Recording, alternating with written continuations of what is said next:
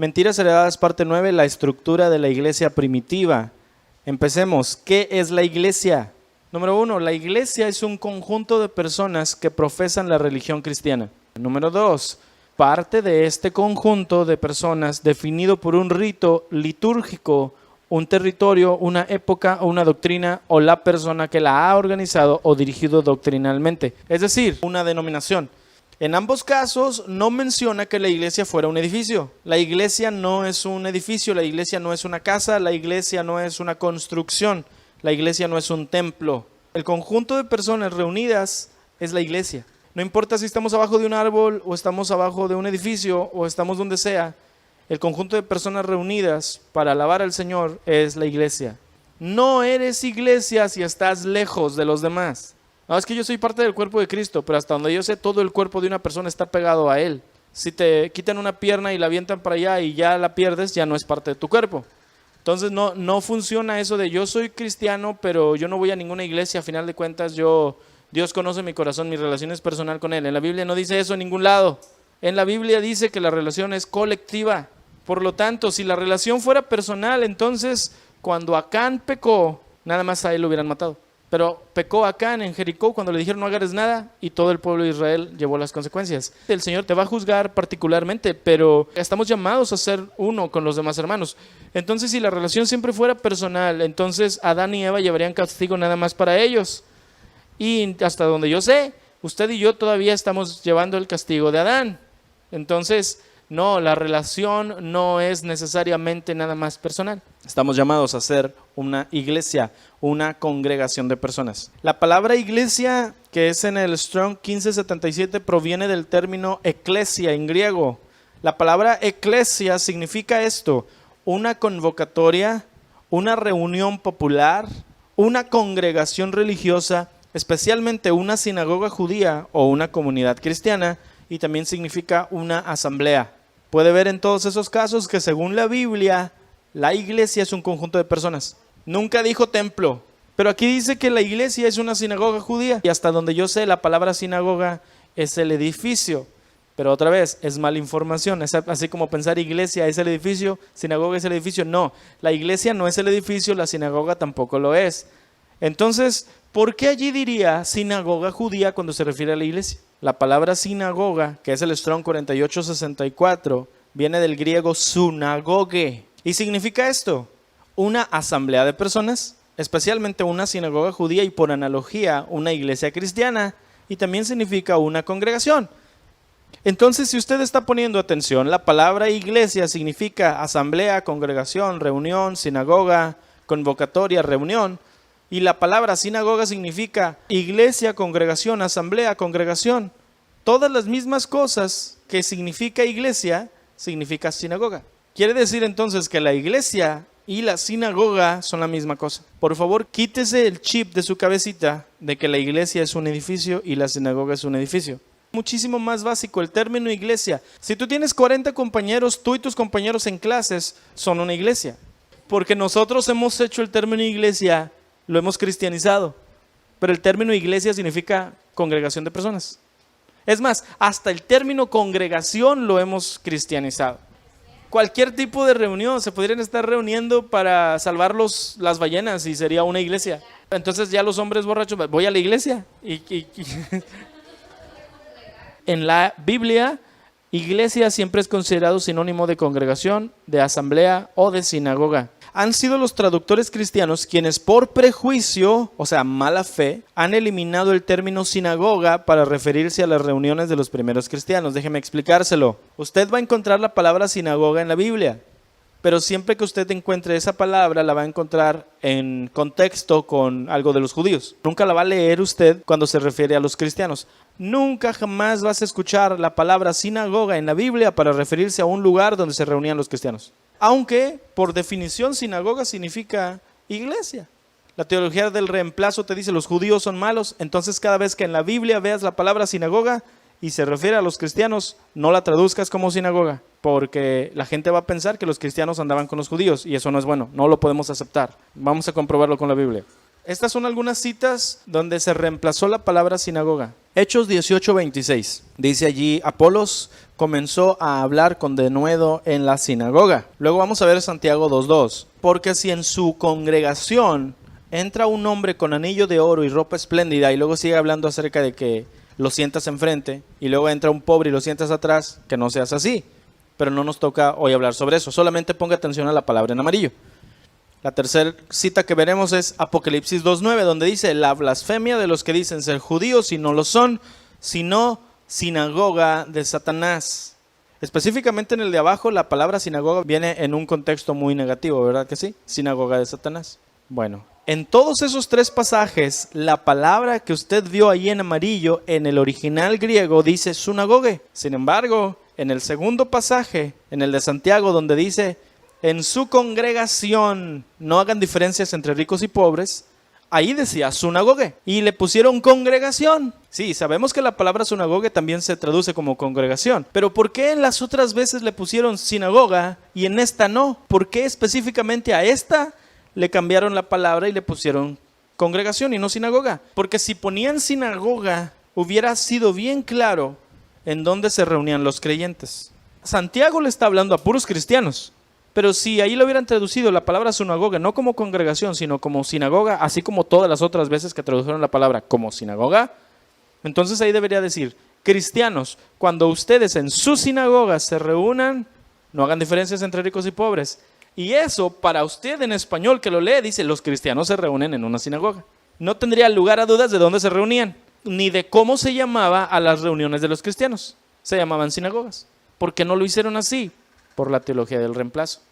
Porque los cristianos gentiles de 300, 400, 500 años después de que se escribió la escritura, odiaban a los judíos. Entonces no podían imaginar. Imagínense que cuando los traductores ven el griego original y están viendo allí y van a traducir a sus idiomas y ven allí que los cristianos se reunían en sinagogas. Imagínense el balde de agua fría cuando ellos decían, no, los cristianos nunca fueron judíos. Y ven ahí que se reúnen con los judíos en una sinagoga. Entonces dijeron, no, pero sinagoga también significa congregación. Ok, o sea, la palabra sunagoga está muchísimas veces en la Biblia y el 99% de las veces lo tradujeron como sinagoga y nada más en una específica, donde se habla de puros cristianos, la cambiaron por congregación, ahí hay prejuicio. Pero miren nada más, ahora todavía lo peor. Más de notar es que al final, en Apocalipsis 2:9, en la cita que vimos de Apocalipsis, dice sinagoga como algo satánico. ¿Por qué no dice congregación de Satanás? ¿Por qué no dice iglesia de Satanás?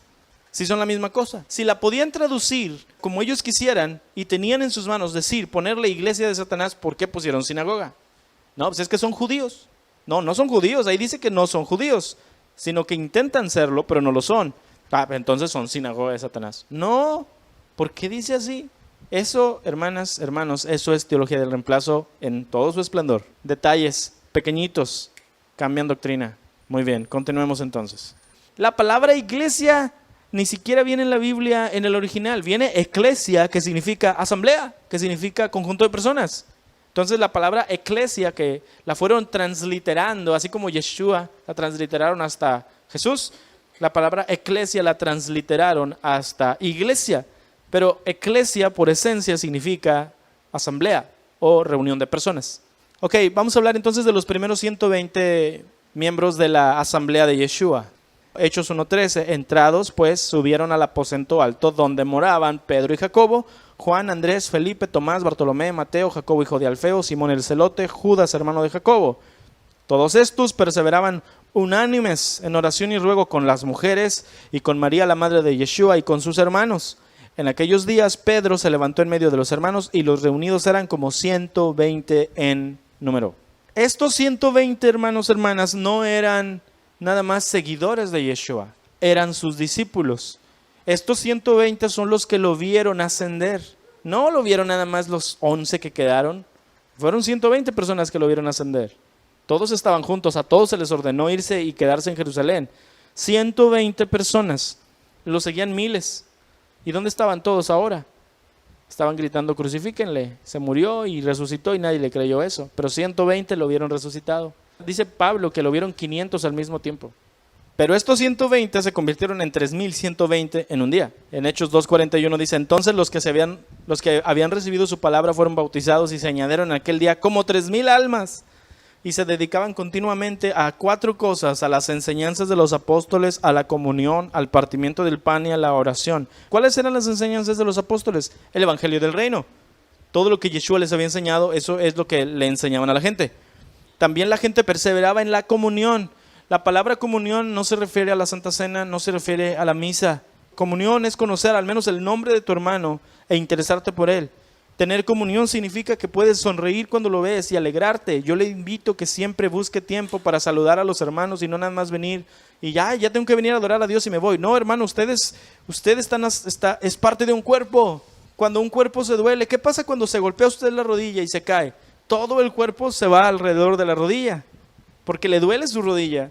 Cuando uno se duele, todo el cuerpo debiera estar allí. Pero si hay indiferencia respecto de cuando alguien se duele, entonces allí no hay cuerpo. Ahí hay un problema grande. Entonces ellos eran 3,000 y tenían comunión. Se conocían entre los 3,000. También se reunían para el partimiento del pan. El partimiento del pan no es la Santa Cena. El partimiento del pan no es la misa, que lo hemos espiritualizado al punto de empezar a hacer puras cosas paganas y hacerlas cristianas. No, el partimiento del pan es la cena juntos. Mire, son 4 cosas. Era bien importante la enseñanza, era bien importante conocer a tu hermano y preocuparte por él, era bien importante que te sentaras a cenar y a comer con él, compartir tiempo juntos. Para ellos era esencial, tanto como aprender de la palabra, el comer juntos. Y era también su deseo reunirse para orar juntos. Y cuando oraban temblaba. Si Yeshua envió a sus discípulos a predicar el evangelio del reino, podemos estar seguros que también los había capacitado para saber qué hacer con la gente. Porque no nada más, vayan y prediquen y cuando se gane la gente, a ver cómo le hacen. No, o sea, ellos tenían un sistema. Se predica mucho sobre el poder de la iglesia primitiva y cómo obtenerlo, pero si deseamos ver la misma gloria y los mismos resultados, entonces debemos hacer las mismas cosas que ellos hacían. ¿Está bien? Dice la escritura en Jeremías capítulo 6. Aquí está lo que Yahvé dice: párense en el cruce de los caminos y miren, pregunten por las sendas antiguas. ¿Cuál es la buena senda? Tomen esa senda y encontrarán descanso para sus almas.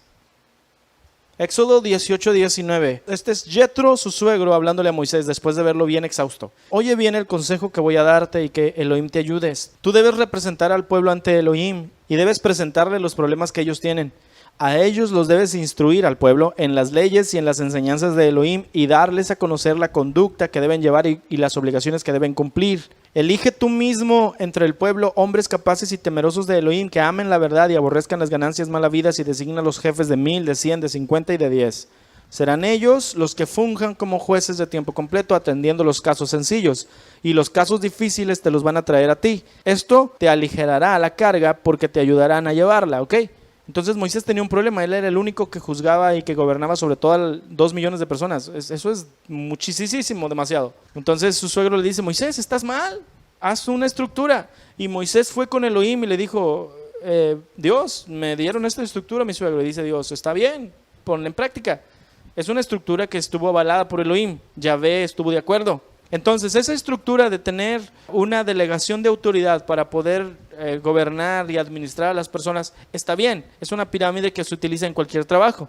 Si usted va a cualquier trabajo y no tiene una estructura y no hay un gerente, un subgerente, unos supervisores, etcétera, etcétera, hasta abajo, entonces usted que va a ser operador en su maquiladora no va a saber ni qué hacer, porque no hay nadie a quien le pueda responder usted y ese le responde al de arriba y así sucesivamente hasta el mero de arriba, ¿verdad que sí? Así funciona.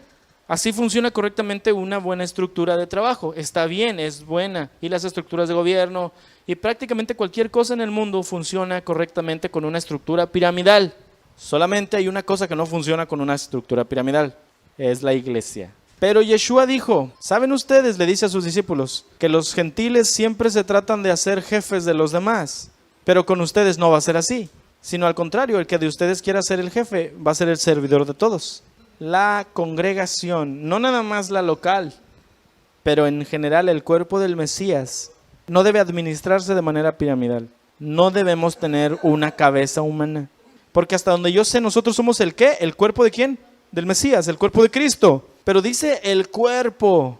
Había una profecía y la vimos en la clase de las profecías de Yeshua. Un profeta como Moisés. Deuteronomio 18:15 dice: un profeta de en medio de ti, de tus hermanos como yo, te levantará Adonai tu Dios. Hechos 3:22, Moisés dijo: el Señor Dios te levantará un profeta como yo de entre tus hermanos.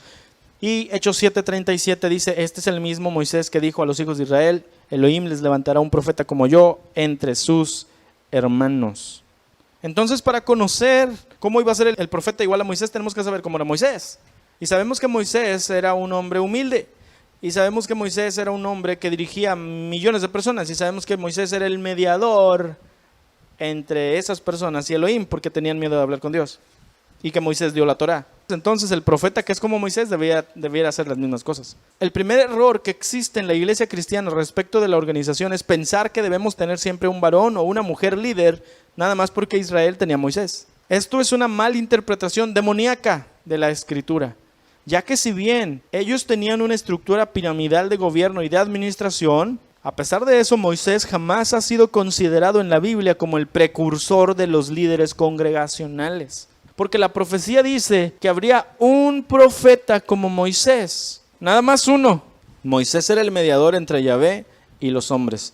Éxodo 20:19 dice: y dijeron los hombres: habla tú con nosotros y nosotros te vamos a oír, pero no hable Dios con nosotros para que no muramos. Entonces vemos que Yeshua es el mediador entre Yahvé y los hombres, así como Moisés lo fue, ¿no? Primera de Timoteo 2:5 dice: porque hay un solo Elohim y un solo mediador entre Elohim y los hombres, Yeshua HaMashiach, hombre. El único digno de tomar el puesto como el profeta semejante a Moisés es Yeshua HaMashiach y nadie más. Es una de sus profecías y la cumplió al ser mediador entre Elohim y la humanidad. Él dijo: yo soy el camino, la verdad y la vida. Nadie viene al Padre si no es a través de mí. Él es el mediador. Cualquiera que se considera a sí mismo con la autoridad y la posición de Moisés sobre un pueblo está actuando como un antimesías o un anticristo, porque está suplantando lo que le corresponde al Mesías. ¿Se acuerda de las dos características del antimesías? Uno que está en contra del Mesías o uno que lo trata de usurpar. Si nosotros entonces ponemos una cabeza humana sobre personas y decimos: es que la Biblia dice que Moisés tenía a Israel, por eso hay que nosotros honrar al pastor, usted está, haciendo una herejía tremenda, horriblemente tremenda, porque ningún ser humano debiera equipararse a Moisés, porque solamente Yeshua lo puede hacer. Porque el único profeta, igual que Moisés, es Yeshua. Nadie más puede. Entonces, cuando se levanta Coré en contra de Moisés y dice: Dios también habla a través de mí. Las iglesias dicen, cuando se levanta un líder y saca gente, dicen: es que trae el espíritu de Coré, los líderes, los pastores. Y siempre que el espíritu de Coré. Pero el problema es que Coré se levantó en contra de Moisés, ¿no? Pero si Moisés no representa al pastor, entonces Coré no debiera ser una persona en contra del pastor. Tiene el espíritu de Coré porque está en contra de la autoridad que Dios puso, y es Moisés. Y en este caso es el pastor sobre la iglesia. Pero otra vez, la oficina del pastor individual en la iglesia no es bíblica. Entonces el espíritu de Coré sí existe, pero el espíritu de Coré no es el de una persona en contra de un pastor. Es el de una persona en contra de la autoridad de la casa del Señor. ¿Quién es la autoridad sobre la iglesia entonces? Si no es el pastor. Yeshua. ¿En quién creemos? Cualquiera que se ponga en contra de la autoridad de Yeshua es uno que tiene el espíritu de Coré, porque Yeshua es el profeta como Moisés. Entonces todas las congregaciones debieran tener la autoridad de Yeshua, porque Yeshua es la palabra viviente, ¿verdad que sí? Y yo tengo una Biblia y la Biblia es la palabra viviente. Entonces, ¿quién es la autoridad sobre una congregación? La Biblia. Si la Biblia dice, yo hago. Si la Biblia dice que no haga, no lo hago. Y no necesito que un mono me lo esté diciendo todos los días de frente y yo mirarlo a él como si fuera Dios. Porque el problema es hermano, que aunque usted diga que, aunque el mismo pastor sea muy honesto y sea un hombre humilde y no quiera tomar autoridad sobre la gente que no le corresponda, por ser una sola persona, tarde o temprano, el sentimiento de la gente hará que siempre busquen a él y él se va a enseñorear de la gente, aunque no lo quiera hacer desde un principio. Porque ese es el ser humano. Los seres humanos tendemos a buscar a un hombre, siempre. Apenas los israelitas vieron que Moisés se fue 40 días y le dijeron a Aarón: haznos un ídolo porque Moisés ya se murió. O sea, siempre querían tener un mediador. Y los cristianos siempre quieren tener un mediador también entre ellos y Dios. No, que el pastor ore por mí, porque al pastor, a él sí lo oye Dios. Y luego, ¿para qué quieres a Yeshua? Pero los hombres hacemos ídolos de las personas, y maldito el hombre que confía en el hombre. El sistema de ancianos y líderes que Moisés implementó en el desierto está bien, pero la iglesia suplantó a la cabeza de ese sistema. Primero fue Moisés y luego ha sido Yeshua. Nadie más tiene el derecho de ser la cabeza. Nosotros a lo más que podemos aspirar es hacer de esos ancianos que prediquen su palabra y juzguen con justo juicio a su pueblo. Nosotros no necesitamos tener el puesto de la cabeza, podemos ser uno de los ancianos, eso sí podemos ser. El sistema está bien, pero la cabeza de ese sistema debe ser Yeshua. Miren lo que dice la Biblia, 1 Corintios 11:3, pero quiero que entiendan que el Mesías es la cabeza. O sea, no es como que la Biblia no lo dice. El Mesías es la cabeza de todo hombre y el hombre es la cabeza de la mujer y Elohim es la cabeza del Mesías.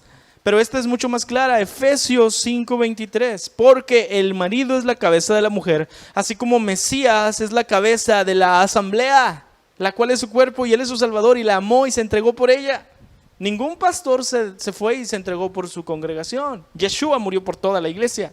Yeshua es la cabeza. Y si Yeshua es la cabeza y lo quitamos a él para poner a un pastor y luego poner arriba de él a Yeshua, entonces estamos poniendo a una persona en un lugar que no le corresponde. La única persona capacitada de ser la cabeza es Yeshua. Cualquier otra persona allí se va a tambalear. Si no, pregúntenle al Papa. El sistema piramidal que nosotros tenemos lo sacamos de los católicos. Todas las iglesias cristianas vienen del catolicismo. Y el sistema piramidal que ellos tienen desde arriba hasta abajo es lo mismo. Y nosotros podemos decir, nosotros no tenemos al Papa, es verdad, pero ve a cualquier congregación que tiene una denominación y una organización religiosa y todos tienen una cabeza. No nada más la iglesia local, porque el pastor de aquí le da cuentas al presbítero y al obispo y a los no sé quién y hasta que llegan al presidente de la organización de la Iglesia Bautista Nacional de México o de la iglesia pentecostal o de la iglesia metodista. Siempre hay un presidente. Es que tiene que haber una cabeza, siempre se dice. No tiene que haber una cabeza. Yeshua es la cabeza. Si hiciéramos las cosas como la Biblia dice y dejáramos que Yeshua fuera la cabeza, todo estaría bien. A otros son la cobertura, que necesito tener mi apóstol y mi no sé qué y mi padre y vaya, no. Y no le estoy diciendo con todo esto que usted sea un rebelde y no le dé cuentas a nadie, porque la Escritura dice que debemos estar sujetos unos a otros y darnos cuentas mutuamente. Y no le estoy diciendo tampoco que no existen los apóstoles. No, todo eso está bien. Y no le estoy diciendo que no se someta a la autoridad de una persona que Dios puso. Eso está bien. Pero el sistema que hemos hecho está mal. Y como el sistema está mal desde raíz, entonces todos los oficios de ese sistema están mal organizados. Si el fundamento está mal, entonces todo lo demás va a estar mal. Si la raíz está mal, la masa restante lo estará también. Entonces todo lo que conocemos ahorita como estructura cristiana se nos tiene que ir a la basura, porque está equivocada. Tenemos que agarrar la estructura de la Biblia. Si el sistema de Moisés ha sido mal aplicado y Yeshua es quien debe estar dirigiendo, entonces, ¿cómo podríamos organizarnos para llevar a cabo su encomienda aquí en la tierra? Muy bien, nuestro punto de partida número 1, sabe esto: si tú deseas iniciar una congregación, debes empezar por saber cómo se estructuraba en el primer siglo. Número 2, cuando inicies una congregación, no importa cuánto crezca, los que estuvieron desde el principio siempre lo verán como lo que fue originalmente. Le doy este ejemplo. No importa cuánto crezca el remanente, usted siempre lo va a ver como lo está viendo en este momento. Este es un estudio bíblico realmente. Venimos a capacitarnos para conocer la voluntad del Señor para nuestras vidas y estamos creciendo. El remanente en sí es un estudio bíblico. Inició como un altar familiar, un grupo de personas, amigos, familia, que estábamos estudiando la palabra. Y no importa cuánto crezca, siempre vamos a tener el mismo corazón que hubo en el principio, lo va a ver al final. Y pasados 5 años, si resulta que nos multiplicamos y en 5 años somos 100, usted va a seguir viéndolo de la misma manera como lo ve ahora. Aunque ellos no lo vean de la misma manera, porque para ellos sea una iglesia ya fundada y funcionando, tú vas a decir, pero en realidad yo sigo viendo las cosas igual. Porque el corazón de Eliud o el corazón de Uri o el corazón de Mari o el corazón de todos los que estamos aquí sigue estando igual. Y también te vas a dar cuenta en caso de que empiece a cambiar la situación. Ya no es como al principio. Es como tú a tus hijos, que no importa cuánto crezcan, siempre los ves como cuando nacieron. Número 3, todas las personas que estamos iniciando una congregación, la vamos a iniciar tomando de trasfondo lo que ya conocemos de nuestra denominación de donde salimos. Y número 4, la Biblia debe ser siempre el único patrón y estándar al que debemos apegarnos. Muy bien, entonces vamos a enfocarnos un poquito en el número 3. Por ejemplo, hermanos, ¿cuántos de ustedes dijeron, yo no voy a tratar a mis hijos como mis papás me trataron a mí? Yo no voy a ser como mi mamá, yo no voy a ser como mi papá. Y luego te das cuenta que eres igualito. Entonces te encuentras a ti mismo diciéndole a tus hijos las mismas cosas que tus papás te decían a ti. Y luego cae gordo cuando alguien te dice, ay, eres igual que tu mamá. Ay, no me digas eso. Eres igual que tu padre, me decía mi mamá. Y lo dice, las manos están iguales. ¿Es verdad? Y luego me oigo a mí hablar y soy igual a mi papá, idéntico. Los gestos, todo soy igualito a mi padre. Si usted conoce a mi papá, somos iguales. Idénticos. Y digo, ay no. Pero miro a Celeste y Yuri dice, es igualita a ti. Sí, la veo y sí, se parece mucho a mí. No nada más físicamente, se parecen los modos. Porque no lo podemos evitar. Porque tus padres son la más grande influencia sobre ti. No nada más en el medio ambiente porque te criaron, pero porque genéticamente saliste de allí. Tienes tendencias idénticas a tus padres o muy similares a ellos por causa de que de ahí saliste. Entonces nos hace pensar bastante, ¿cuál era el trasfondo de los discípulos? Porque eso influencia mucho. El cristianismo, hermano, inició como una de las 26 denominaciones del judaísmo. En el siglo I había 26 sectas del judaísmo o denominaciones del judaísmo. Todos los discípulos y los apóstoles originales eran judíos, lo que significa que su trasfondo era del judaísmo. Ellos desarrollaron la estructura basándose en lo que habían visto todas sus vidas. Nosotros somos de la casa de Efraín, ellos no, ellos eran de la casa de Judá. Yeshua los utilizó a ellos por causa de que ellos tenían la Torá. Efraín no, los mandó a ellos a predicarle a Efraín, ¿verdad que sí? Entonces el trasfondo de ellos hace toda la diferencia. Hay dos cosas importantes en las cuales nos vamos a enfocar el resto de la enseñanza sobre su trasfondo. Número uno, todas las congregaciones o sinagogas judías, y entre ellas todas las sinagogas de los creyentes en el Mesías, tenían como fundamento principal la familia. Los roles de la asamblea o de la iglesia, todos están basados en los roles de la familia. La familia es el núcleo principal de lo que Yahvé vino a hacer con su iglesia. El Señor lo hizo por esto, porque nosotros somos ovejas. Entonces no conocemos más, nada más conocemos lo primero que nos dicen. El pastor te dice vete por allá y te vas por allá, a la oveja, ¿no? Entonces, ¿cuál es el fundamento de cualquier sociedad? Las familias. Si usted no sabe criar a sus propios hijos, usted nunca va a poder criar a la iglesia del Señor. Si usted no sabe ni cómo llevar su propia familia, ¿cómo quiere usted poder aprender algo bien distinto en la iglesia?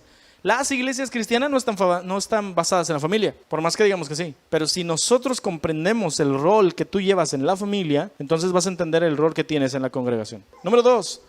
Los creyentes en Yeshua, al ser una de las denominaciones del judaísmo, también utilizaban los oficios y los ministerios que utilizaban los judíos para estructurarse. Esto incluye apóstoles, profetas, evangelistas, pastores, maestros, diáconos, etc. Todos esos conceptos, todos esos ministerios no son sacados del cristianismo. No se los inventó Pablo y Pedro y Juan. Esos eran del judaísmo. Toda la doctrina que ellos tenían la sacaron de lo que era su trasfondo. Entonces sí le estoy diciendo que la fe que usted tiene salió de los judíos. Pues claro, Yeshua era un judío. Y Yeshua conocía todo esto. Y Yeshua les dijo, háganlo así. ¿Quién cree que les enseñó a hacer las cosas? Yeshua. ¿Quién cree que los ungió como apóstoles? Yeshua. Vamos a ver el rol del padre en la familia. Dentro de muchas cosas, el rol principal del padre en la familia judía, y pues para esencia el día de hoy también, era instruir a sus hijos en el camino de Adonai en todo momento. Y haga mucho énfasis en la palabra todo momento. Mire nada más esto. La palabra padre viene del hebreo joré. Diga conmigo joré. Muy bien. La palabra joré, que también se dice jará, tiene la misma raíz que la palabra Torah. Sabemos que la Torah es la instrucción de Dios, ¿no? Y padre es el que instruye a sus hijos. ¿Qué son las jaras? En la lotería, ¿verdad? Las jaras son unas flechas. Bueno, la palabra jará es el fundamento de Torah. Una flecha. Entonces, tanto padre como instrucción de Dios viene de la palabra flecha. Dices, pues ¿qué tiene que ver? Pues bastante. Porque en realidad, más que flecha, es una acción en la cual tú agarras un arco y haces la flecha para atrás y luego la sueltas y la lanzas. Es el trabajo de los padres dirigir correctamente a sus hijos para que cuando los lancen a la vida, porque usted tiene que dejar ir a sus hijos tarde o temprano, para que cuando usted los lance, ellos lleguen a la meta, el blanco del supremo llamamiento que dice Pablo. Si tus hijos no son instruidos en la Torah, tus hijos cuando los lances a la vida, se van a desviar. El Salmo 127:4 dice, como flechas en la mano del guerrero son los hijos en la juventud. Y luego dice el verso 5, dice, bienaventurado el varón que tiene su aljaba llena de hijos. Su aljaba es la bolsa donde van las flechas. Por eso en ese entonces tenían muchos hijos. Entonces los hijos son las flechas. Yo saco mi celestita, la saco de la aljaba. Yo soy su padre. Yo le debo dar la Torá. Porque tanto yo como padre como la instrucción de Dios significa que yo un día la voy a agarrar y la voy a estirar y la voy a lanzar a la vida. Cuando la traes en la aljaba, tú los estás cuidando. Si tú lanzas a tu hijo que fue instruido en la Torá, entonces tu hijo va a ir directo al supremo llamamiento. Dice Pablo, yo prosigo a la meta. Pero si tu hijo no fue instruido directamente, entonces tu hijo se va a desviar y va a dar a otro lado que no es la meta. ¿Y de quién va a ser la culpa? De ti, porque tú como padre no lo instruiste. Yahvé es un padre amoroso que nos instruye con su Torá. Si tú no eres un padre, una madre amoroso que instruyes con la Torá a tus hijos, ¿qué esperas que tus hijos sean en la vida? Deuteronomio 6:6 dice, estas palabras yo te mando hoy y estarán en tu corazón y las vas a repetir a tus hijos. Está hablando del Shema. Yo soy Yahvé tu Elohim y me vas a amar de todo tu corazón, de alma, mente y fuerzas. La esencia de la Torá. Entonces toda la esencia de la Torá van a estar en tu corazón, le dice Yahvé a las personas. Y las vas a repetir a tus hijos. Y vas a hablar de ellas. Yo le dije que el papá tiene que instruir en todo momento. Específicamente me refiero al varón porque es la responsabilidad del padre. Esto es bien tremendo, hermano. No quiero decir que usted como mujer no tiene responsabilidad de criar a sus hijas y sus hijos y enseñarles la palabra. Sí, sí la tiene. Pero es la responsabilidad principal de su esposo, el varón, instruir. Esta frase se la está diciendo Yahvé a los varones.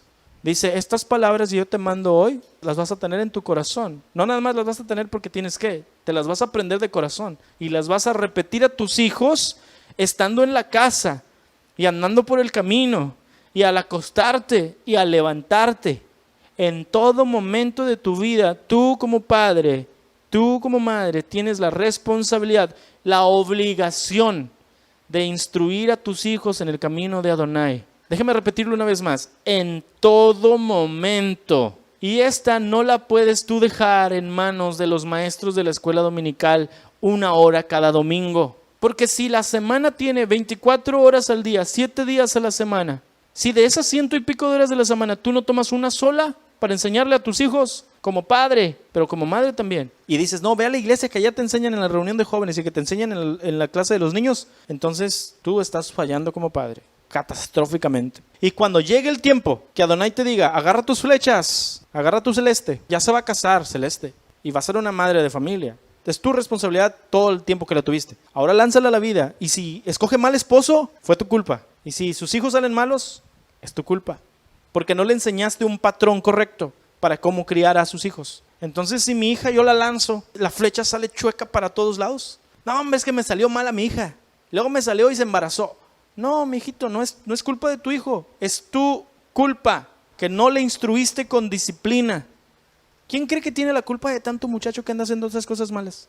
Los padres, que no les dieron una buena nalgada cuando eran niños. Instruye con vara.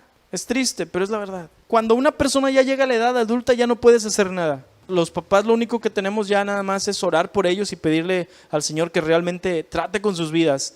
Y lo hace, el Señor lo puede hacer, pero si tienes desde niño la oportunidad de enseñarle, instruye. Satanás lo más que desea hacer es destruir a la familia. Si Satanás destruye la familia, Satanás va a destruir cualquier congregación. La base es la familia.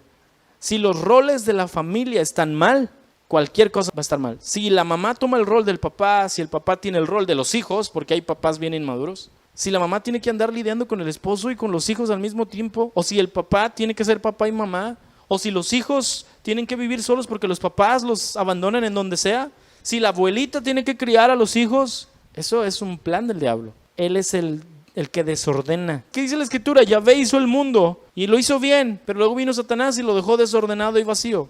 Yahvé creó la familia, un hombre, una mujer, unos hijos. Satanás vino y dijo, no, el hombre solo con su segunda, tercera mujer. No, la mujer con su segundo, tercer marido. No, 2 hombres juntos. No, 2 mujeres. No, un hombre solo con sus propios hijos porque dejó a la mujer. O una mujer sola porque el hombre la dejó. Ese es el plan del diablo. Cuando empieza a hacerte pensar que está bien que te conformes a que las cosas no sean como Dios las diseñó, entonces ya te ganó Satanás. El plan de Satanás es destruir todo lo que Adonai creó. Y Adonai creó la familia. No estoy diciendo, y seré muy enfático, no estoy diciendo que si tu esposo es un adúltero y anda profanándote y haciendo un montón de cosas malas, tú tienes la obligación de tomarlo de regreso por causa de que dijo el pastor que el esposo tiene que estar con la esposa. No estoy diciéndote eso, porque hay casos muy específicos. Yo le dije, si un esposo se comporta como lo que no es, esposo necesita ser reprendido por Adonai. Igual la esposa. Si la esposa no le da su lugar a su esposo y es una mujer rebelde, necesita ser ordenada por Adonai. Y si los hijos son rebeldes, necesitan ser ordenados por Adonai. Toda la familia necesita vara. Muchas veces es toda la familia. Entonces el rol principal en la familia, ¿sabe quién lo tiene? El papá. Si el papá anda mal, la familia andará mal, porque el papá es la cabeza. Proverbios 22:6 dice una orden de Adonai: instruye al niño en el camino que debe andar, y cuando viejo nunca se va a apartar de él.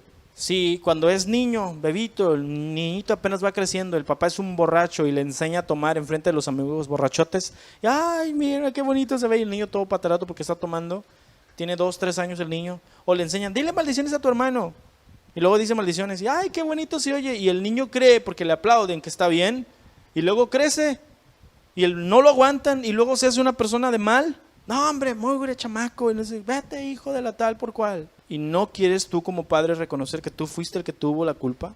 La educación pública se inventó en el tiempo de Salomón y era nada más para los huérfanos, porque se entendía y se sobreentendía que los hijos que tenían padres, sus padres tenían que enseñarlos. Y a lo largo de la Biblia en ningún lado dice, manda a tus hijos a que te los enseñe a alguien más. Dice, instruye a tus hijos. El padre de familia que le da más importancia a trabajar arduamente, y no estoy diciendo que no trabaje, hermano, trabaje, es muy bueno, es trabajar por mis hijos, los amo. El padre de familia que le da más importancia a trabajar arduamente para alimentar a sus hijos, pero por eso se escuda de no tener tiempo para ejercer su obligación como sacerdote de su casa, ese padre está engañado por el diablo. Porque acuérdese, Satanás quiere que usted no ejerza su rol como lo que usted, Adonai, lo hizo ser. Yahvé ordenó que nosotros como hombres gobernemos sobre nuestra casa y que Él se va a encargar de darnos el alimento. ¿En quién creemos? Mateo 6:25 dice, por tanto les digo, no se afanen por su vida que han de comer o que han de beber, ni por su cuerpo que han de vestir. ¿No es más la vida que el alimento y el cuerpo más que el vestido? Miren las aves del cielo, que no siembran ni ciegan ni recogen en graneros, y su Padre Celestial las alimenta. ¿No valen ustedes mucho más que ellas? La instrucción de los hijos en el camino que llevarán en la vida no se delega, es decir, no se le pasa a alguien más la responsabilidad. No se le va a delegar ni a la iglesia con los maestros o con los pastores de jóvenes o con quien sea, ni tampoco se le delega al gobierno.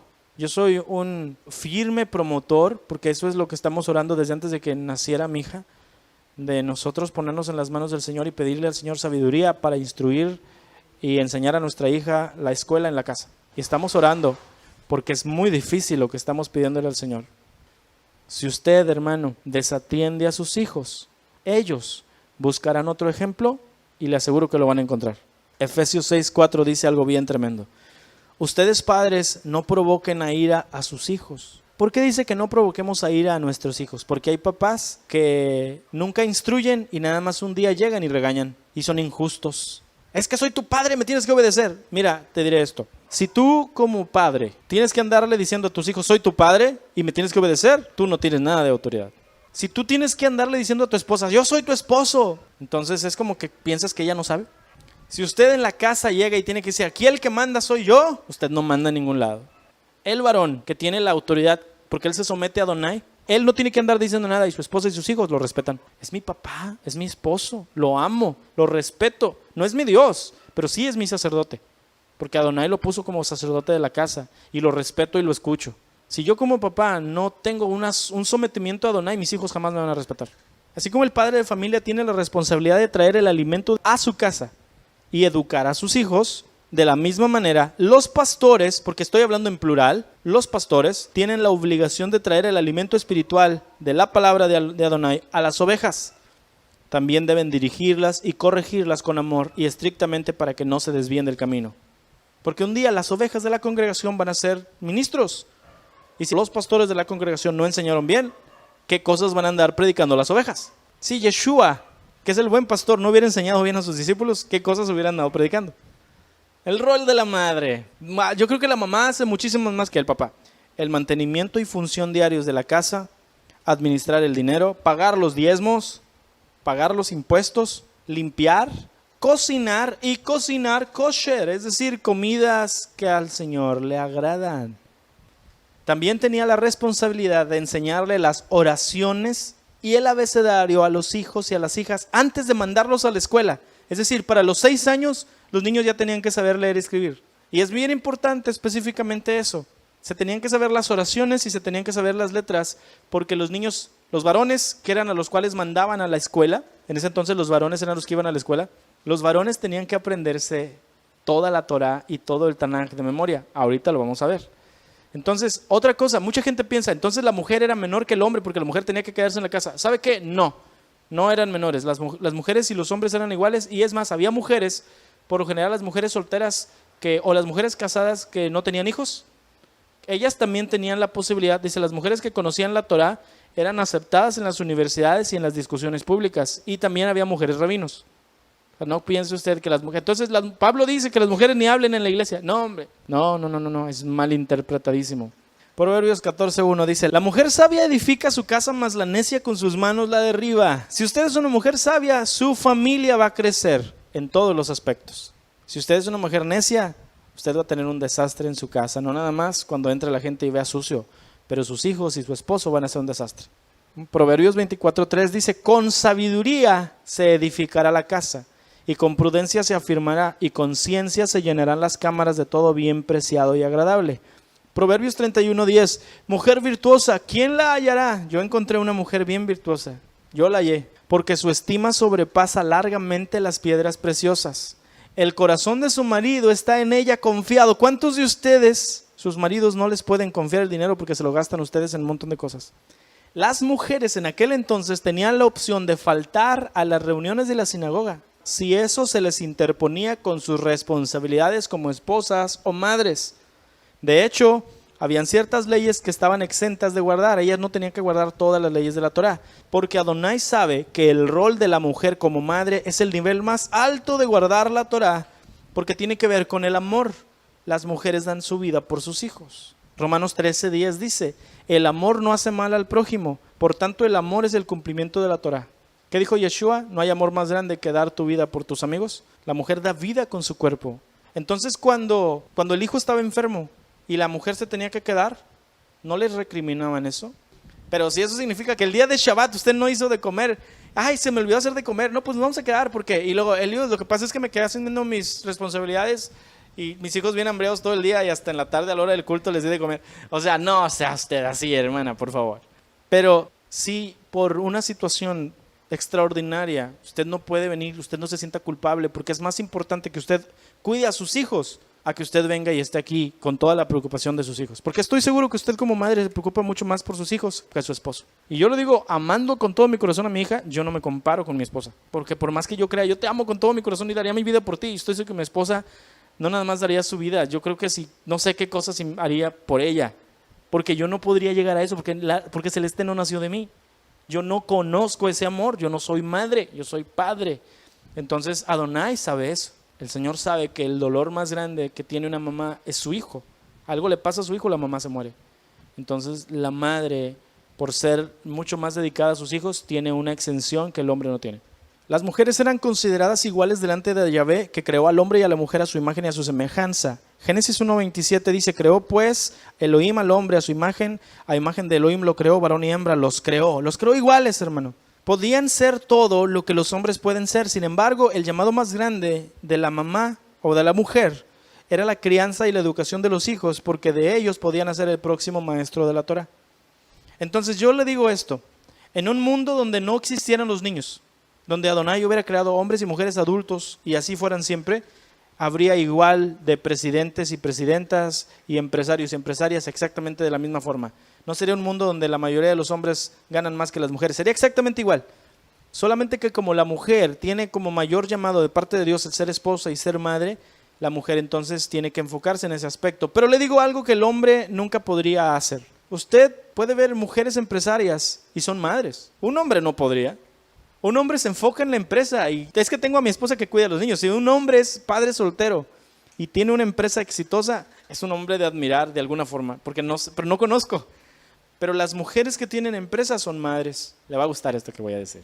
Adonai creó al hombre y a la mujer iguales. Sin embargo, yo pienso que la mujer es mejor que el hombre, porque la mujer es la ayuda del hombre. El hombre necesita ayuda, la mujer no. La mujer es la ayuda idónea del hombre, pero no dice la escritura que a la mujer necesite ayuda idónea. Así como el rol del esposo se ejemplifica en los pastores y predicadores, el rol de la mujer se representa en la asamblea en el servicio de los diáconos. Los diáconos hacen lo que la mujer haría en la casa. Los diáconos se encargan de toda la logística, la administración de las actividades no espirituales del ministerio. El ministro, apóstol, predicador, profeta está enfrente hablando la palabra, pero si no hubiera diáconos, servidores, pues la palabra diácono es un servidor.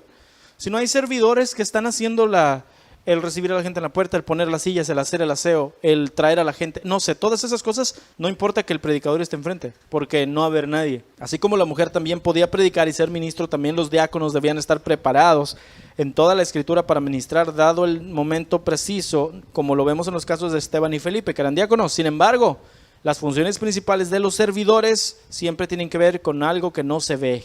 Es ser la parte no visible del ministerio. ¿Cuál es el rol de los hijos en la familia? Éxodo 20:12 dice, honra a tu padre y a tu madre. Efesios 6:1 dice, hijos, obedezcan a sus padres. Y Colosenses 3:20 dice, hijos, obedezcan a sus padres. Entonces, ¿cuál es el rol de los hijos? Obedecer, honrar, respetar, hacer lo que los padres les dicen. Proverbios 6:20 dice, hijo mío, obedece el mandamiento de tu padre y no abandones la enseñanza de tu madre. Grábatelos en el corazón, cuélgalos al cuello. Cuando camines te servirán de guía. Cuando duermas vigilarán tu sueño. Cuando despiertes hablarán contigo. Esta es como que la continuación del Shema de Deuteronomio 6, donde dice, le vas a enseñar a tus hijos cuando estés en la casa y en el camino y en todos lados. Aquí te dice, y luego dice, los vas a poner como frontales en tu frente y en la puerta de tu casa. Y aquí te está diciendo lo mismo. Hijos, los mandamientos de sus padres no los tiren a la basura, porque ustedes son las flechas. Tu padre te lanza a la vida, pero tú tienes que mantenerte derechito, porque un día serás padre y vas a hacer exactamente lo mismo. Entonces, el rol de los hijos se asemeja en la congregación a las ovejas. O sea, a usted, hermano. ¿Para qué están las ovejas? Para ser alimentadas e instruidas. Los hijos están para ser alimentados e instruidos, para así, por medio de la Torah, un día llegar a ser un maestro para la siguiente generación, justamente como mencionamos. Sin embargo, para estar capacitados para ser maestros, los niños debían ir a la escuela. Y conocer el sistema educativo judío de aquella época nos va a ayudar a comprender más los ministerios. Vamos a entrar en la parte 2 de nuestra enseñanza. Bueno, vamos a hablar de los ministerios. Pero antes de hablar de los ministerios, vamos a ver el sistema educativo judío del siglo I. Así como hoy hay preescolar, primaria, secundaria, preparatoria y universidad y posgrado, en ese entonces también había eso. Cuando ellos tenían 6 años, los varones, esto es para los niños varones, los varones iban al Bet Sefer, así se llamaba la escuela, de 6 a 10 años, donde les enseñaban a memorizarse la Torah. Para los 10 años ya debían saberse de memoria toda la Torah. Cuando a los 10 años los niños no se aprendían la Torah completa, los mandaban a sus casas a que se aprendieran el oficio de la familia y ya no podían volver a estudiar, porque era una escuela selectiva, solamente los mejores pasaban a la siguiente escuela. Entonces Yeshua era un niño pobre, Yeshua no tenía estudios, Yeshua estaba con el oficio de su padre, que era carpintero.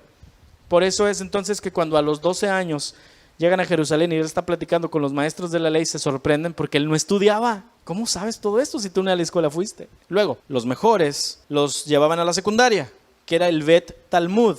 Era una educación más alta donde ahora se tenían que memorizar todo el resto del Tanaj. Los mejores de los que pasaron, que se aprendieron la Torah de memoria, los mandaban a que se aprendieran el Tanaj, que para los 14 años se tenían que saber los 39 libros del Antiguo Testamento de memoria. A los que a los 14 años no se aprendían todos los libros del Tanaj, los mandaban a su casa a que aprendieran el oficio familiar y no podían volver a estudiar. Entonces todo el conocimiento que tenían, inútil en cierta forma porque ya no lo podían aplicar. Luego, los mejores iban al Bet Midrash, donde los rabinos hacían acertijos para ver si sabían memorizar o sabían el contexto de una escritura, porque ya para ese entonces se sabían todo el Tanaj. Ahora los maestros les ponían unos problemas bien difíciles. O también les hacían un drash, que es la conexión entre la Torah o los profetas. O sea, no nada más era, a ver, dime el texto este. Les preguntaban eso, claro. Dime, ¿qué dice Jeremías 33:3? Pero en ese entonces no había capítulos ni versículos, entonces quién sabe cómo los encontraban. Tenían que saberse de memoria todos los libros, pero no nada más hacían eso, sino que les ponían drashes. Y un drash era que les decían, a ver, ¿qué dice Génesis 12:3? Bendecirá al que te bendiga. Dime dónde está la conexión con Jeremías. Pues, ¿quién sabe? Entonces, si tú no sabías cómo esa cita se aplicaba por Jeremías, tú no servías para nada. De los 14 a los 18 años tenían que ahora racionar todo y comprender cómo se aplicaba. Entonces, a los que no podían hacer esto, que ya se sabían todo el Tanaj de memoria, pero no tenían la capacidad de aplicarlo como con sagacidad, los mandaban a su casa a que aprendieran el oficio familiar, porque eran unos inútiles y no servían para ser rabinos. Estaban seleccionándolos para ser maestros de la Torá. Número 4, los mejores, los que sí lograban pasar los exámenes del rabino, tenían el honor de que el rabino que los aceptaba les ponía su yugo. Entonces ahora ellos eran un talmidim, o sea, un discípulo de cierto rabino. Y a los 30 años, ellos, si el rabino los consideraba listos, los podía ascender para que ellos mismos fueran rabinos. Pablo dice que él pasó todas esas escuelas como el primer lugar y que el maestro de Pablo, el rabino que lo eligió, era el mejor de todos los rabinos y él era el número 1 de sus alumnos. Pablo no era ningún improvisado. El maestro de Pablo era Gamaliel, el mejor rabino de todos, y Pablo era su alumno estrella. No comprenderíamos nada del regreso de la casa de Efraín si Pablo no hubiera sido tan buen estudiante. ¿Por qué cree que Adonai dijo, instrumento escogido me es este? Continuemos. Entonces Yeshua reclutó a sus discípulos. Mateo 4:18. Andando Yeshua junto al mar de Galilea, vio 2 hermanos, Simón llamado Pedro y Andrés su hermano, que echaban la red en el mar porque eran pescadores, y les dijo, vengan en pos de mí y los voy a hacer pescadores de hombres. Ellos entonces, dejando al instante las redes, les siguieron. Pasando de allí, vio a otros 2 hermanos, Jacobo hijo de Zebedeo y Juan su hermano, en la barca con Zebedeo su padre, que remendaban las redes, y los llamó. Y ellos, dejando al instante la barca y a su padre, les siguieron. ¿Por qué los siguieron tan rápido? Sí, los siguieron porque era Yeshua. Pero ellos no sabían que Yeshua era Yeshua. Para ellos no era más que un rabino caminando por la calle. Lo vieron con el talit, caminando solo, los volteó a ver, les dijo, síganme, y los siguieron. Déjeme dar un poquito de contexto que usted no sabe. Dice el Evangelio de Juan que cuando Juan fue cuestionado por los fariseos quién era él dijo, yo no soy el Cristo, pero viene después de mí. Y al día siguiente llegó Yeshua para ser bautizado, y Juan el Bautista dijo, este es de quien yo estaba hablando, este es el Cordero de Dios que quita el pecado del mundo. Y dice Juan el apóstol, el escritor del libro, los discípulos de Juan el Bautista escucharon lo que Juan el Bautista dijo. Juan era un rabino, Juan tenía discípulos. Y escucharon esto, dice, y 2 de sus discípulos, uno se llamaba Andrés y el otro, no dice su nombre porque se está refiriendo a él mismo. Dice, esos 2 discípulos, Andrés y el otro, oyendo a Juan el Bautista decir que Yeshua era el Cordero de Dios, dejaron a Juan y se fueron atrás de Yeshua. Y le dijeron, Rabí, ¿dónde moras? Entonces ya cuando fueron atrás de él, dice que Andrés fue y buscó a su hermano, y el hermano de Andrés era Pedro, y se lo presentó a Yeshua. Entonces ahí vemos que Yeshua conoció a Juan, Andrés y a Pedro. Y después de eso Yeshua se fue 40 días al desierto. 40 días después regresó y pasó por el mar de Galilea y los vio. Entonces, ok, por eso. Pero no nada más por eso, porque ellos ya habían oído que Yeshua era el Cordero de Dios.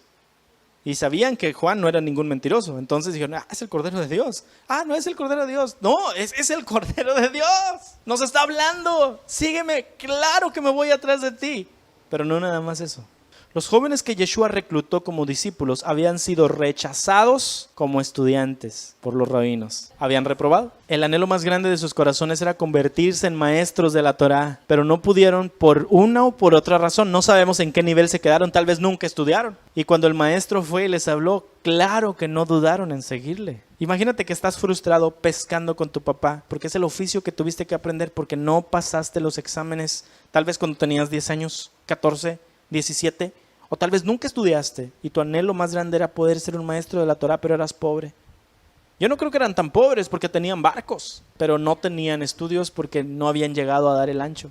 Hechos 4:13 dice, al ver la confianza de Pedro y Juan y dándose cuenta que ellos eran hombres sin letras y sin preparación, la gente se maravillaba y reconocían que habían andado con Yeshua, porque con Yeshua aprendieron todo lo que no pudieron aprender en tantos años. Por eso cuando los oían citar la Torá sin problemas decían, wow, estos no estudiaron, ¿cómo saben? Andaban con Yeshua. Y luego Pablo, que sí estudió, dice, más bien Elohim eligió a los necios del mundo para avergonzar a los sabios. Y a los débiles del mundo, Elohim los eligió para avergonzar a los fuertes. Y Elohim eligió a los viles del mundo y a los menospreciados, a los que no son, para deshacer a los que son. Y nosotros decimos, sí, yo soy un vil y menospreciado. No, hombre, está hablando de los demás apóstoles. Él, Pablo, era un privilegiado, era rico porque su familia tenía dinero. El oficio que él hacía no era un oficio cualquiera. Y obviamente tenía dinero porque si no, no hubiera estudiado toda la carrera que estudió con el mejor maestro. Era un hombre rico. Y era un hombre sabio. Y era un instrumento elegido por Dios. Porque él era bien distinto en el trasfondo que todos los demás. Todos los demás habían reprobado y tenían que trabajar como recaudador de impuestos, tranza, como Mateo, o como pescadores. Y él no. Él era un académico, era un rabino. Pero él reconoce que los otros eran lo menospreciado y Adonai los escogió para hacer lo máximo. Y a ellos Yahvé los capacitó para hacer lo que vamos a estudiar ahora. ¿Cuántos ministerios son? Efesios 4:11 dice, y él mismo constituyó a unos apóstoles, a otros profetas, a otros evangelistas, a otros pastores y maestros. Entonces ahí vemos que son 5, ¿verdad? Pero 1 Corintios 12:28 dice, y a unos Dios puso en la iglesia primeramente apóstoles, luego profetas y lo tercero maestros. 3. Pero luego dice, luego los que hacen milagros, los que sanan, los que ayudan, los que administran, los que tienen don de lenguas, ya son más. 1 Corintios 12:5 dice, es que hay diversidad de dones, pero Adonai es el mismo. Diversidad, no podemos decir, a fuerzas tienen que ser estos. No sabemos, Adonai sabe. Tal vez con el paso de los años se desarrollan otras disciplinas que no conocemos y Adonai las usa. Pero entonces, para los efectos de esta enseñanza y lo que es más clásico, se entiende que son 5 ministerios, pero déjeme explicarle que no son 5, son 4 nada más. Apóstoles, profetas, evangelistas y el número 4 son pastores y maestros. Son la misma cosa. El que es pastor debe ser maestro y el que es maestro debe ser pastor. Efesios 4:11. Él mismo constituyó a unos apóstoles y luego dice a otros profetas y luego dice a otros evangelistas y luego dice a otros pastores y maestros. No dice a otros pastores y a otros maestros. Los menciona juntos porque son la misma cosa. Y los menciona en plural, pastores y maestros. Cada congregación debía tener pastores y maestros en plural, no un pastor y un maestro. Pastores y maestros, plural. Entendamos esto bien claramente cuando hablemos de los ministerios. Los dones y los ministerios no son exclusivos unos de otros, son complementarios. Es decir, no quiere decir que yo soy apóstol y yo no tengo el don de ser maestro. No. El Espíritu de Dios está dentro de ti y Él te hace que tengas todas las operaciones en forma, de acuerdo a cómo Él las considera. Pablo, por ejemplo, era apóstol, pero profetizaba, era un evangelista, era un pastor y era un gran maestro. Cuando el Ruach habita de verdad en la persona, entonces Él mismo nos da la plenitud de tales roles. Comprendamos esto también, los dones y los ministerios no definen la posición de la persona, solo definen su función. Significa que yo no puedo decir, es que yo soy el pastor Eliú de Manuel Díaz Álvarez, porque yo no soy el pastor Eliú de Manuel Díaz Álvarez, yo solo funjo como pastor. Mi función es ser pastor, pero no quiere decir que yo soy un pastor, porque el día que deje de ser pastor voy a decir, ¿y ahora qué soy? Si nada más es ser pastor. No, perdóname, tú nunca fuiste pastor, Dios te utilizaba como pastor. ¿Me explico? Si mi trabajo, mi oficio es ser carpintero, ¿quiere decir que eso define toda mi vida? Entonces, si yo soy carpintero, ¿ya no puedo ser mecánico? ¿Ya no puedo ser papá porque soy carpintero? ¿Ya no puedo ser esposo? Claro que sí, puede ser muchas cosas al mismo tiempo, ¿verdad que sí? Entonces todo aquel que dice, yo soy el apóstol tal y nada más por ser apóstol, nada más quiero que me digan apóstol. No. El título es una cosa, pero es como ser policía. Si tú ves a un policía de uniforme, lo respetas porque lo que respetas es la autoridad, el uniforme. Pero si el policía no trae el uniforme y está de descanso, él no tiene la autoridad de ser policía hasta que se vuelve a poner el uniforme. De la misma manera, el oficio de ser pastor, el oficio de ser maestro, el oficio de ser apóstol, etcétera, es un oficio. La persona puede cambiar, el oficio permanece. La congregación debiera tener operando apóstoles, profetas, evangelistas, pastores y maestros en plural, aun si no son siempre las mismas personas que están desarrollando eso. No es que tienes que tener un pastor y un apóstol. No tengo que tener esas cosas. Debe haber apóstoles y profetas y pastores sin dudas, pero no tiene que ser a fuerzas de que, es que tiene que ser esta hermana y tiene que ser esta hermana. No tiene que ser esa hermana. Es que yo soy el líder de alabanza. O sea, si tú no eres el líder de alabanza, entonces tú no eres oveja o qué. No, es que yo soy el líder de alabanza. ¿Sí? El puesto cualquiera lo puede tener. La función cualquiera la puede llevar. El hecho de que yo tenga una función no hace que yo sea tal función. ¿Sí me explico? Si yo toco el violín, ¿acaso yo soy el violín? Pues no, solamente lo toco. Si yo predico, ¿acaso yo soy la predicación? No, ¿verdad que no? Suena absurdo. Entonces, si yo pastoreo, ¿acaso yo siempre tengo que ser pastor? ¿Qué tal si un día Adonai no quiere que yo sea pastor? ¿Qué voy a hacer? Pues un hijo de Dios. Solo que en cierto momento de mi vida fungí como pastor. Por eso le digo, los ministerios no son exclusivos unos de otros. Es que si soy pastor ya no puedo ser profeta. No, yo nada más soy pastor y yo me gusta predicar bastante. Yo no soy maestro. Es como decir, yo soy esposo, yo nada más soy el que provee la casa. Pero a mí no me pides que eduque a mis hijos. Pues entonces, ¿qué eres? Si elegiste ser esposo y padre, todo viene en el paquete. Los dones y los ministerios no definen la posición de la persona, solo definen su función. Ser pastor no define quién eres, de la misma forma que un plomero no se define por lo que él es. No es tu posición en la vida, sino tu rol en la vida. Entonces vamos a ver lo que son los apóstoles. Viene de la palabra apóstolos, que significa un delegado, específicamente un embajador del evangelio, oficialmente un comisionado de Yeshua, o sea, un mensajero que es enviado. Yeshua tenía discípulos y cuando los envió a predicar, dejaron de ser discípulos porque ya su maestro no estaba. Ahora eran enviados, eran apóstoles. Todo aquel que es enviado es un apóstol. Algunas características de los apóstoles. Los rabinos imponían las manos sobre ellos. Yeshua oró por sus discípulos y los envió. Los apóstoles son la primera función necesaria para crear el núcleo para lo que será una congregación. El trabajo de un apóstol es ir a un lugar donde no hay una obra de Dios levantada y levantar la obra. Predicar la palabra con firmeza, pintar una raya en la arena y decir, esto es pecado y eso es de Dios, sirve al Señor. Y se levanta el núcleo de donde van a salir los ministerios para iniciar la congregación. La autoridad del apóstol no es autogenerada, es decir, no es como que yo soy apóstol. No, o sea, él no tiene autoridad de sí mismo, así como Yeshua no decía yo tengo mi propia autoridad, sino que lo envió el Padre. Entonces el apóstol solamente tiene la autoridad de quien lo envió.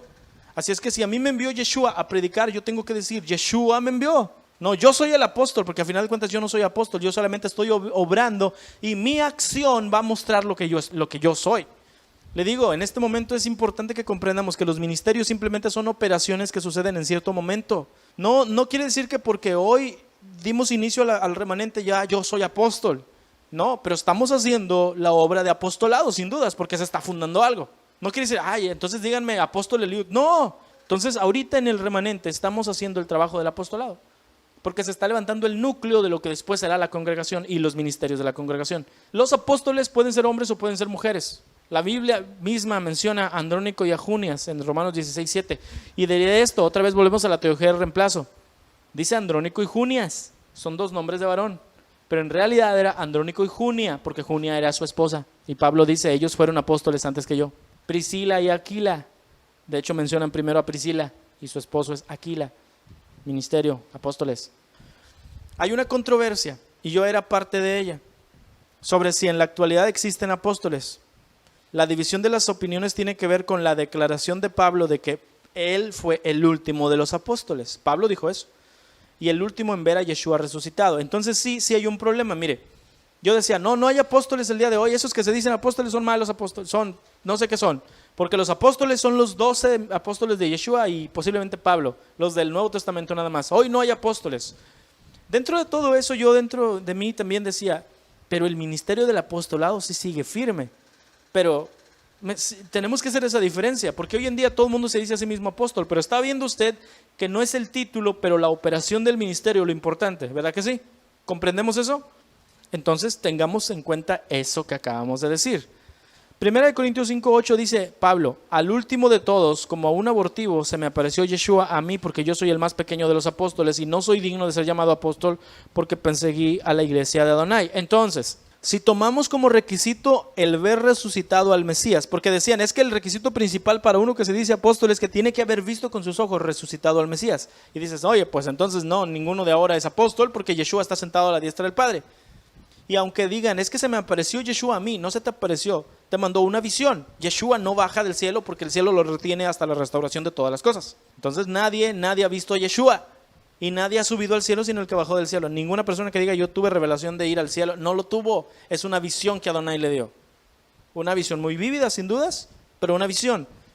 Entonces, si tomamos como requisito el ver resucitado al Mesías para decir, ese sí es un apóstol, evidentemente no los hay. Sin embargo, si atendemos solamente al oficio del apostolado que acabo de explicar, sin tratar de ponernos al nivel de los 12 originales o de Pablo y decir yo soy apóstol igual que ellos, entonces ciertamente la operación del oficio del apostolado sí sigue vigente el día de hoy. Y lo vemos, por ejemplo, en los misioneros que van a donde nadie hay y predican la palabra y se establece una congregación.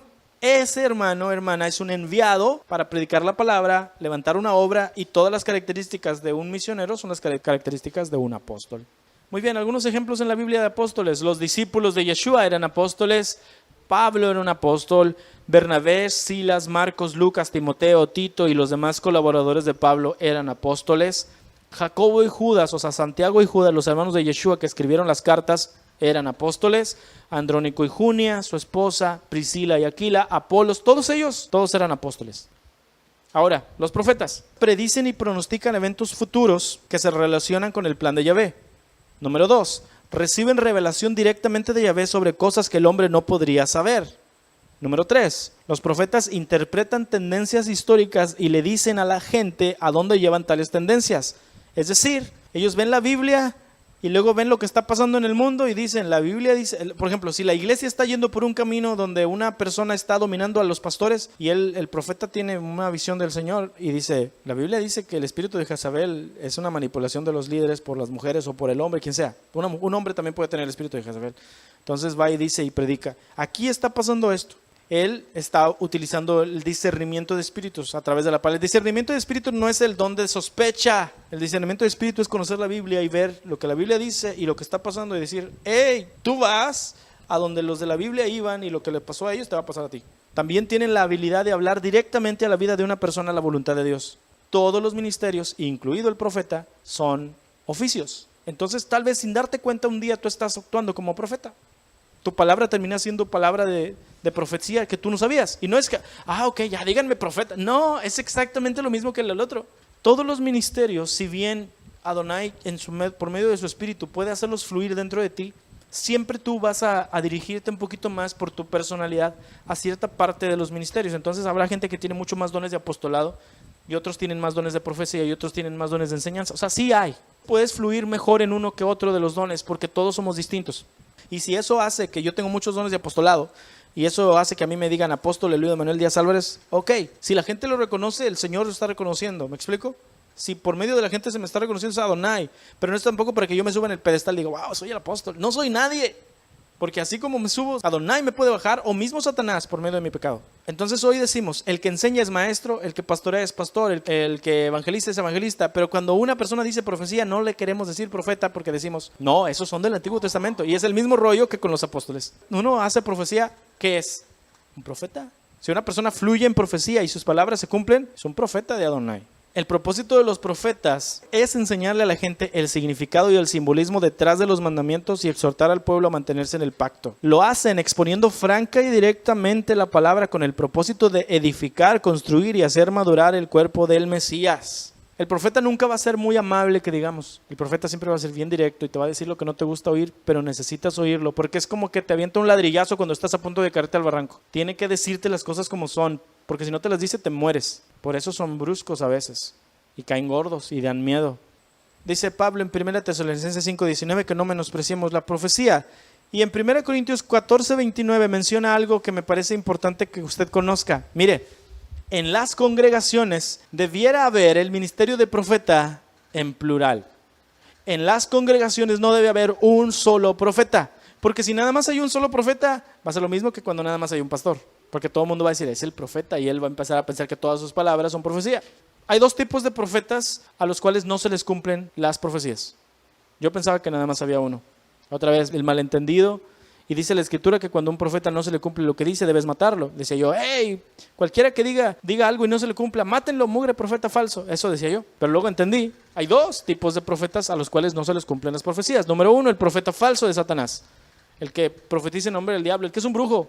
Ese viene de parte de Satanás. Le digo, no tengo tiempo para ahondar en esto, pero eso se le nota. Y hay número dos, el profeta inmaduro. El profeta que es del Señor, pero que anda en la carne. El profeta que es un siervo de Dios, que tiene dones que Adonai le ha dado, pero que ha andado haciendo cosas que no debe. Ese profeta de repente profetiza cosas con la carne y dices, de las 10 cosas que me dijo, casi 7 fueron buenas, pero como que de repente sentí como que empezó ahí a meterle chuleta y ya sacó cosas que no eran. Es el profeta que anda en la carne. Y a ese, en lugar de andarlo criticando, los maestros de profetas debieran instruirlo correctamente. Y los hermanos que escuchamos la palabra, que vemos que tiene don de profecía y fluye, así como los pastores cometen errores, los profetas también. En lugar de andar criticando al profeta, deberíamos darle gracias al Señor porque Él está fluyendo en el ministerio. Y en lugar de mí, que estoy criticando todo y nunca desarrollo el ministerio que Adonai me dio. A menos que mi ministerio fuera de Satanás y es el del chisme. Pero démosle gracias al Señor porque se está levantando el ministerio. Es mucho mejor tener ministerios desarrollándose que no tener nada y estar muertos. 1 Corintios 14, 29 dice Pablo: asimismo los profetas, habiendo dos o tres por lo menos en cada congregación, y los demás juzguen. Y si algo le fuere revelado a otro profeta que está sentado, quédese callado mientras otro habla. Porque pueden profetizar todos, pero uno por uno, para que todos aprendan y todos sean exhortados. Y los espíritus de los profetas están sujetos a los profetas, pues Yahvé no es un Dios de confusión, es un Dios de paz. Esto se ejecutaba de esta manera y así debe suceder aquí también. Esto no sucede en las iglesias cristianas porque tenemos un pavor a ofender al pastor o al profeta o al apóstol. Pero Pablo dice que debían hacer esto. Antes de que una persona se parara y dijera yo tengo palabra de Dios, la congregación tiene que tener bien identificado quién tiene don de profecía. Porque cuando uno se levanta y dice tengo palabra, todos los de la congregación tienen que oír la palabra y tienen que voltear con los demás profetas. Y esos otros profetas van a juzgar si la palabra que él está hablando es palabra de Dios o es palabra de carne. Y como los espíritus de los profetas están sujetos a los profetas, ellos sentían, viene de Dios. Entonces los otros profetas juzgaban, la palabra es correcta y la congregación tomaba la palabra. Si los otros profetas decían, la palabra de este hermano que habló está bien, pero no tanto en ciertas cosas, tenían que corregir la palabra en público, en frente de todos. Y así la congregación es edificada. Entonces dar palabra profética no es cualquier cosa. Porque hoy en día, profetícele a su hermano. No, cuidado con lo que estás diciendo. Cuando el apóstol ya levantó el núcleo de la nueva congregación, entonces el profeta es enviado para afirmar a los hermanos y animar a que se levanten los ministerios. Por medio del profeta se te puede decir, tú tienes el llamado para esto, tienes llamado para aquello y así. Y tú dices, ok, Adonai envió un profeta y me dijo que yo tenía llamado para ser predicador. Ya lo sentí en mi corazón, pero me dio una confirmación. O te dice, hermano, tú que estás siendo anciano de la congregación y vas a ser líder aquí, hey, y empieza a hablar contigo, pule tu vida personal, porque tienes un mal testimonio, esto, otro. O sea, ¿me explico? El profeta viene después de lo que ya se fundó, viene con los hermanos primeros a afirmar lo que ya se habló. Adonai está con ustedes y se van a levantar y si siguen en pacto, Adonai va a hacer que esta congregación crezca 5 veces más en un año. Y luego de un año te vuelve a ver y no creciste en 5. ¿Qué pasó? Algo mal hiciste. Porque no es Adonai que no cumplió la palabra, eres tú que no hiciste lo que tenías que hacer. Y te va a hablar lo que no te gusta oír, pero te va a hablar la palabra de Dios. Él pule por medio de la palabra los errores y amonesta a los hermanos a seguir en el camino correcto. Muy bien, hay ejemplos de profetas en la Biblia, un montón. Enoc, Noé, Abraham, Isaac, Jacob, Moisés, los profetas del Tanakh, los 12 apóstoles de Yeshua, Pablo, Ágabo y Ana la profetisa. Los evangelistas son los que traen las buenas nuevas. El evangelista es el nombre que se le da en el Nuevo Testamento a los heraldos de salvación, o sea, a los que predican la palabra y que no son apóstoles. Hay una diferencia entre un apóstol y un evangelista. El apóstol llegaba a un lugar donde no había nadie y predica la palabra y se levanta la congregación. Luego llega el profeta, empieza a pulir a los ministerios y empieza a afirmarlos para que se vayan preparando, porque de ellos mismos Adonai va a levantar al liderazgo de la congregación para que se siga creciendo. De los mismos de la iglesia salen los evangelistas. El evangelista llega a donde están los fundamentos y la congregación que ya se levantó y empieza a predicar a los vecinos toda la palabra, una vez más la misma palabra que el apóstol, pero ya con mucho más tiempo y con un lugar a donde las almas nuevas van a venir, con un ministerio que ya se está levantando en la congregación. Es un trabajo en orden. ¿Sí me explico? No puedes tú traer un evangelista nada más para que le predique a la iglesia. Pues para que les predique, el evangelista le va a predicar el evangelio a los de afuera. Y no puedes traer un evangelista a predicarle a los de afuera si no tienes una iglesia local a donde los vas a meter. Quiere decir que para ese entonces, para cuando el evangelista viene, ya también hay pastores y maestros en la iglesia que van a recibir a la gente que va a venir con el evangelista. Venga la campaña evangelística y nada más se llena de los hermanos de la iglesia. Milagros y sanidades y son los mismos de la iglesia. Puro amén en la campaña. Pues ¿para qué quieres aménes en la campaña si lo importante es que la gente que no dice amén venga? Los evangelistas entonces son muy elocuentes para hablar, muy hábiles también para persuadir por medio de la palabra. Hechos 21:8 dice, al otro día saliendo Pablo con los que con él estábamos, fuimos a Cesarea y entrando en la casa de Felipe el evangelista, que era uno de los 7, posamos con él. Felipe es el que le predicó al de Etiopía y por medio de él, ¿se acuerda del etíope que iba en el desierto ese? Ese etíope es el primer africano en que se salvó. Y de él toda la iglesia en los africanos empezó a conocer del Señor. África se salvó porque Felipe le hizo caso al Espíritu Santo y fue y le predicó al que iba en el carruaje. Felipe, antes de ser predicador, era uno de los 7 diáconos. Era un servidor de mesas. Y luego dice Lucas que ahora ya no era diácono, era un evangelista. Y dice, y lo conocían porque era uno de los 7, se refiere a los diáconos originales. Y tenía 4 hijas, profetizas todas, pastores maestros. El que es pastor debe ser maestro y el que es maestro debe ser pastor. Número 2, son llamados también ancianos, obispos, presbíteros, supervisores. Esos términos en la Biblia usted los va a encontrar varias veces. Siempre se refieren a la misma cosa. Así como iglesia, sinagoga, asamblea y congregación son la misma cosa, estos términos, pastores, maestros, ancianos, obispos, presbíteros y supervisores, son la misma cosa. Aunque hoy en día las congregaciones les han puesto diferentes categorías a cada uno de estos títulos, en realidad en la Escritura significan lo mismo. Y para el caso, la Biblia es lo que nos importa, ¿verdad que sí? Número 3, los pastores y maestros de una congregación son parte del primer grupo que se ganó por el apóstol cuando llegó al lugar nuevo. No puedes tú decir, pues esta congregación necesita un pastor, tráiganse uno de allá del instituto bíblico. No, porque no necesitas un pastor, necesitas varios pastores y tienen que ser parte de la congregación. Número 4, su trabajo es cuidar las ovejas que el evangelista trajo. Número 5, deben ser muy conocedores de la Escritura y aplicarla correctamente en amor y disciplina, porque este trabajo es el trabajo de los padres. Este trabajo de los pastores es el trabajo de un papá. Tienen que conocer y aplicar la palabra. Número 6, siempre debe haber un consejo de ancianos en plural. No es un pastor con sus líderes, son pastores en plural. Todos debemos tener la capacidad de pastorear a la congregación. Número 7, la Biblia jamás habla de congregaciones con un pastor en singular, jamás. La Biblia siempre dice que las congregaciones tenían pastores en plural. Mire, aquí tenemos 3 citas y mire lo que está en amarillo. Hechos 14:23 dice, constituyeron ancianos, plural, en cada iglesia, singular. Tito 1:5, ancianos, plural, en cada ciudad, singular. Santiago 5:14, ancianos, plural, de la iglesia en singular. El sistema de Moisés es bueno y la iglesia primitiva aplicaba el sistema de Moisés, solamente que en la cabeza ponía a Yeshua. Y lo que había abajo de la cabeza de Moisés eran los ancianos, ¿verdad que sí? Entonces las congregaciones tenían de cabeza a Yeshua, que es el profeta como Moisés, y los ancianos abajo, los pastores y maestros.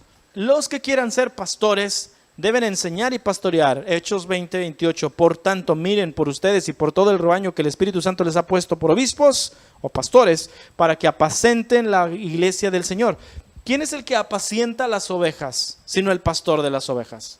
Mire, requisitos. 1 Timoteo 3 del 1 al 7. Pablo dice, esto es muy cierto, si alguien aspira el cargo de supervisor, o sea, pastor, desea una buena obra. Ahora bien, es necesario que el pastor sea irreprensible, esposo de una sola mujer, sobrio, prudente, decoroso, hospitalario, apto para enseñar, no dado al vino, no violento, sino amable, no contencioso, ni amante del dinero. Que gobierne bien su casa y que tenga a sus hijos en sujeción con toda dignidad, porque si alguien no sabe gobernar su propia casa, ¿cómo cuidará de la comunidad de Yahvé? Que no sea un recién convertido, para que no se llene de orgullo y caiga en la condenación de Satanás. También debe tener buen testimonio de los de afuera, para que no caiga en el reproche y la trampa de Satanás. Algunos requisitos para ser pastor. Uno de ellos bien importante, tiene que saber enseñar. Es que yo nada más soy pastor, pero yo no sé enseñar. Yo tengo maestros en mi iglesia que enseñan. No, hermano, usted es el responsable. Y no nada más es un pastor, le digo, tienen que haber varios y tenemos que tener la capacidad de poder considerar como iguales a otros hermanos. En Tito vienen más requisitos.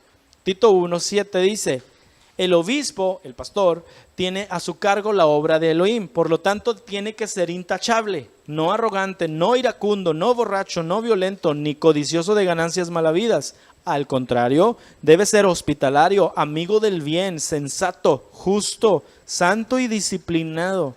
Debe apegarse a la palabra fiel según la enseñanza que recibió, de modo que también pueda exhortar a otros con la sana doctrina y refutar a los que se opongan. No lo puse aquí, pero Santiago dice, hermanos, no se hagan maestros muchos de ustedes sabiendo que nosotros tenemos más condenación. En ese entonces, los ancianos de las congregaciones eran judíos. Y se buscaba específicamente que los ancianos fueran judíos porque se sabía que los ancianos judíos desde los 6 años de edad empezaban a conocer la Torá. Entonces no podían poner ancianos gentiles porque los gentiles no conocían la Torá desde niños.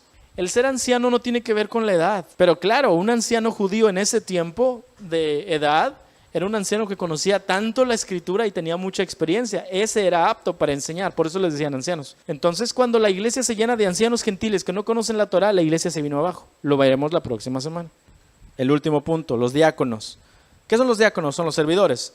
Son siervos que ministran en las actividades no espirituales de la asamblea, ya sea sirviendo las mesas, haciendo el aseo, pero cuyo trabajo es considerado tan importante como el de los apóstoles que predican.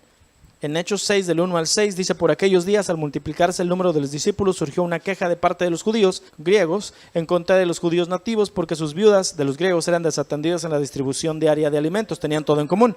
Entonces los 12 convocaron a la congregación de los discípulos y dijeron: no es conveniente que nosotros descuidemos la palabra de Elohim para servir las mesas. Por lo tanto, hermanos, escojan de entre ustedes 7 hombres de buena reputación, llenos del Espíritu Santo y de sabiduría, a quienes podamos encargar esta tarea de servir las mesas. Y nosotros nos entregaremos a la oración y al ministerio de la palabra. Ven, hay una diferencia entre los predicadores y los diáconos. Lo propuesto tuvo la aprobación de toda la congregación y escogieron a Esteban, hombre lleno de fe y del Espíritu Santo, a Felipe, que es el que después fue el evangelista, a Prócoro, a Nicanor, a Timón, a Parmenas y a Nicolás, el prosélito de Antioquía, a los cuales presentaron ante los apóstoles y después de orar pusieron sus manos sobre ellos y los enviaron a hacer su obra. Pablo dice en 1 Timoteo 3, 8, de la misma manera, los diáconos deben ser dignos de una sola palabra, no dados al mucho vino ni amantes de ganancias deshonestas, sino guardando el ministerio de la fe con limpia conciencia, que también estos sean sometidos a prueba primero, y si son irreprensibles, que entonces sirvan como diáconos. Y luego dice: de igual manera las mujeres que quieran ser diaconisas deben ser dignas, no calumniadoras, sino sobrias, fieles en todo. Que los servidores sean maridos de una sola mujer y que gobiernen bien a sus hijos y sus propias casas. Pues los que han servido bien como servidores o como diáconos obtienen para sí una posición honrosa y gran confianza en la fe que es en Yeshua HaMashiach. Si usted empieza siendo un servidor, lo hace correctamente, usted obtiene una posición de confianza correcta, donde Adonai le puede dar más sabiduría, más entendimiento, mejor llamado para llegar a ser a lo mejor un predicador, como Esteban, que murió predicando la palabra y era un diácono, o como Felipe, que terminó siendo un evangelista y sus hijas eran profetisas. En conclusión, si deseamos ver la gloria de la iglesia primitiva, necesitamos estar dispuestos a operar exactamente igual que ellos lo hacían. Por 1800 años la iglesia ha considerado que debemos tener cabezas visibles para que nos edifiquemos. Sin embargo, Adonai está exigiendo que volvamos a las sendas antiguas y guardemos solamente el diseño que Él estableció para nosotros. Yeshua es la cabeza de la asamblea y estamos llamados a someternos solamente a Él como nuestro Mesías y nuestro Salvador. Efesios 5:23 dice: porque el esposo es la cabeza de la esposa, tal como el Mesías es la cabeza de la asamblea mesiánica. El mismo es el que mantiene al cuerpo seguro.